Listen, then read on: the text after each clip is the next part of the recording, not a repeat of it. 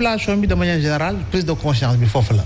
waaye boo xoolee régime yu succédé wu ba tey c'est pratiquement le même comportement au sommet tey jii je donne un exemple banal en passant bërki démoo Ndiaye gis nga benn documentaire boo xam ne ça parle des réalisations du président avec le contexte je dis lan moo ko war a mën a justifier ba ñuy wan ndax am na terre am na wagon am na passerelle am na lan moo ko war a mën a justifier alors que tous les efforts doivent être concentrés sur la prise de conscience par rapport ak li nga xam ne mooy xeex mbas bi parce que faluñu ko woon au mois de juillet deful woon prestation de serment au mois de juillet lancé wul woon ces programmes au mois de juillet donc lan moo waral rek tey jii nii ñu war a mën a toog ñu ñuy wan ay réalisation te moom jóge na ci tournée économique wala politique bu yàggul yaa ngi dégg fal nañ ko falaat ko def naa ni loolu tamit dafa nekk un problème majeur bu ñëwee président jël kaddu. tout se rapporte à la politique. voilà mais bu ñu jëlee président jël kaddu wax ni ñaan naa sénégalais yi ci tabaski gu ñuy dëgmal nga gis ministre de la république bu toog. ne mi ngi wax ñaan sénégalais yi li président wax nangam mais la laa demee nga gis ñu partagé ay affiches yoo xam ne mi ngi naan may naa bus ay bus de transport pour samay étudiants waa dëkk ñu war a mën a jël kii nii te moom mi ngi wax sénégalais yi ñuy toog tu vois un peu ce gis nga rapport boobu dafa mel ni rapport de naxaate boo xam ne jamono ji moo fiy dox donc dafa nekk mbir yoo xam ne vraiment dafa war a soppeeku dafa war a changer te li koy changer nag Seydou mooy kii na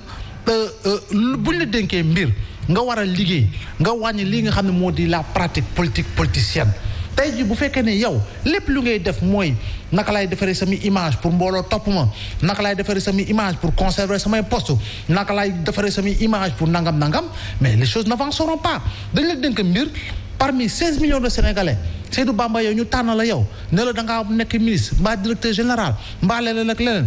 yow lan moo la war lu dul liggéey moo la war liggéeyal askan wi moo la war te wax nga ko. da ngay gis gars yi dañuy nguuru de. mais waaw ba tey mais xam nga tey nii il n'est pas normal tey jii ma jël exemple. nga jël ab policier fan yii yëpp ñu ngi leen di faat gendarme gis nga leen nu ñu sonnee sapeur pompier douane agent des eaux et forêts li nga xam ne ñoo yore sa kaaraange dëkk sur le plan économique sur le plan sécuritaire dafa naa ni war nga mën a jël jumtukaay ak alal gu ne gàñño goo xam ne di nga ko xool nu ngi koy répartir ba nga xam ne ñooñu daa leen gën a mën a dimbali parce que dañoo nekk segment bu am solo ci askan wi ndaw yi nga xam ne dañuy yore kees goo xam ne socc ci nekk mais c'est du bantu socc juróomi dërëm lay jar ñaata nit tey jii ne xam nga ni dootul soccooti xanaa koor bu jotee mu war a jël benn bantu socc rek voilà donc ngoogu ñaata lay gagner par jour donc te pourtant mën nga jël ay programme ay projets agricoles yoo xam ne ndaw yooyu nga répertorier leen xool leen fi Ndakaaru ñu fi nekk fan dëkk la ñu dëkk nga xool dëkk yooyu naka nga fay tegee projet yoo xam ne c'est des projets porteurs ndaw yi war a ko mën a des mën a liggéey ba nga xam ne effectivement li ngay wax si wàllu l'hôpital gi dinañu mën a defar ay hôpital yu mucc ayib xoolal Dalal Jàmm am na sax foo xam ne hélicoptère mun na faa wàcc mais xoolal tey jii ni matériel bi ko fa mujj nekkoon mi ngi doon jooytu li nga xam ne moo di matériel donc dañoo war a insister bu baax si loolu donte leen am na ay jéego yoo xam ne constaté nañ ko ak ouverture de ce kii centre hospitalier bu Kaffrine ak ba Kédougou ak xawma ba Fanati donc yooyu baax na waaye nañ ko gën a mën a yokk gis nga Ndakaaru gii li fi nekk si ay l'hôpital yow Fann kan moo ko tabaxoon Dantec kan moo ko tabaxoon principal kan moo ko tabaxoon donc war nañu mën a fexe ba nga xam ne la fa tubaab bi tabaxoon dañ koy renforcer ba nga xam ne effectivement bâtiment yooyu dina répondre aux normes par rapport ak li nga xam ne moo di besoin bi li nga xam ne moo di soxla gi mais dugal alal gi fi ñu ko war a dugal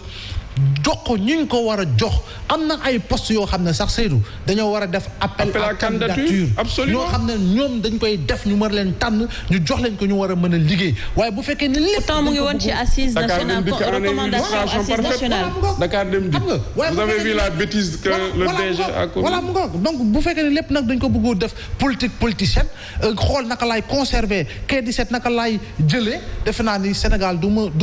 a dox parce que on sera toujours dans le temps de la pratique politicienne tey jii nii xoolal liggéey amati na ñu ngi parce que élection Covid bu doon Covid bi ñu ngi ci campagne permanente ba locale yi bu ñu jógee ci locale yi ñu ngi ci campagne permanente ba législative bu ñu jógee ci législative ñu ngi ci campagne permanente ba 2024 su boobaa kañ la ñuy liggéey Seydou Bamba. En tout cas c'est la grande question que tout le monde se pose peut-être. Seydou Bamba peut-être bàyyi la rek nga lancer un message fort ci population parce que tamit pour une prise de conscience déjà pour la vaccination également et pour que ñu xam ne que c'est individuel la responsabilité est individuelle il faudrait que ñun ñëpp jàppante pour mën a xeex lii di mbas mi. waaw nee na xanaa di massaw personnel soignant bi médecins yi infirmiers yi ambulanciers yi sapeurs pompiers yi ñëpp ñi nga xam ne ñu ngi intervenir de façon directe ou indirecte ci jël en charge population yi ngir soulager leen parce que man xam naa lu ñuy daj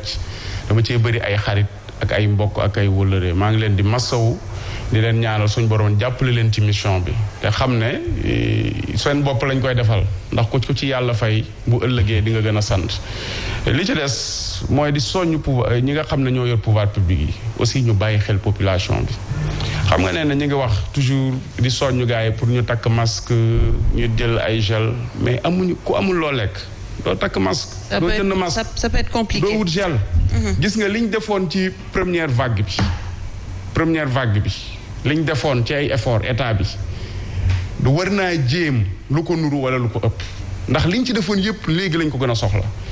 comme nag am na ay doute ci ne am na ci lu demul fa mu war a dem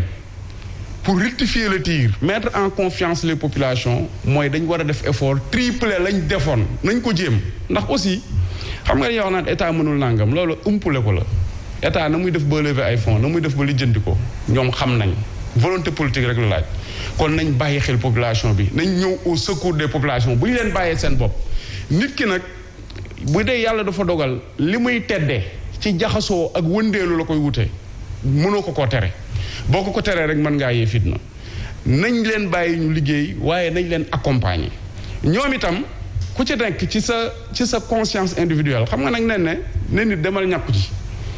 te yow ci sa bopp yow mi koy wax xamoo lu composé ñàkk bi xam nga man aussi du ma jël yenn responsabilités yi ku ci nekk ci sa xel bu ngay jàppee ne ñàkk bi mën na laa dimbali ba yëf yi du la gàllankoor kooku sa conscience individuelle la parce que nit ku ne am nga ko waaye li nga xam ne moom la médecin yi wax te mu wér mooy mesure barrières yi nañ ko gën a respecté masque yi ku ko ci am nga wuti ku ko ci am nga def ko ku ko amul nag ñi nga xam ne am nañ mooy dimbale nit ñi ci nañ ko defoon bu njëkk ba te mu bañ a doon gisal di wa joxe nangam ñu toog ci télé di ko wax amul woon njariñ la preuve mooy yëf yi fa mu waroon dem demu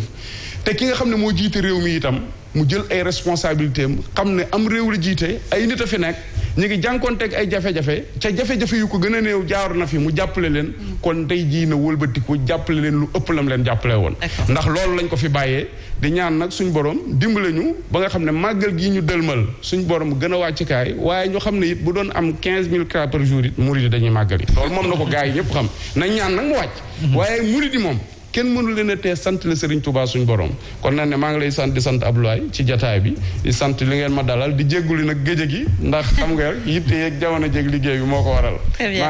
di ñu ñaanal di ñaanal Sénégal ñëpp ñaanalante Sénégal yàlla fi def fi tawféex ak taysiir. Merci. Chers téléspectateurs, je vous retrouve juste après la pub pour la grande édition du soir, le 19h45.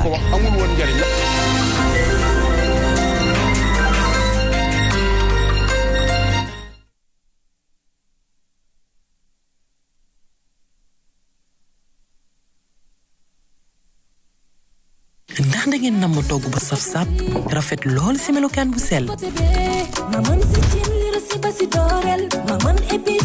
seen image maman yi dañu leen liggéeyee ak li ngeen taamu di safale seeni togg ngir jox ko melokaan bu taaru bu amul fenn